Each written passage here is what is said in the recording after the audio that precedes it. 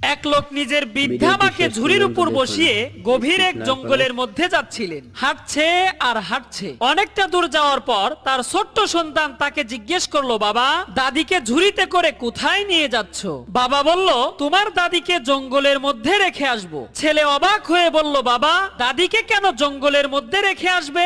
বাবা বলল, তোমার দাদি বুড়ো হয়ে গেছে, কোনো কাজ করতে পারে না, শুধু খায় আর ঘুমায়, তাই তাকে আমাদের কোনো কাজে আসে না। ছেলে অনেকটা সময় ভেবেচিন্তে বলল, বাবা, তবে দাদিকে রেখে আসার সময় ঝুড়িটা কিন্তু অবশ্যই নিয়ে আসবো। বাবা কিছুটা অবাক হয়ে জিজ্ঞেস করলো, কেন রে, ঝুড়িটা আনতে হবে কেন? ছেলে বলল, বাবা, তুমি যখন বুড়া হইবা, কোনো কাজ করতে পারবা না, শুধু শুধু টাকা খরচ করে নতুন ঝুড়ি কিনতে যাব কেন?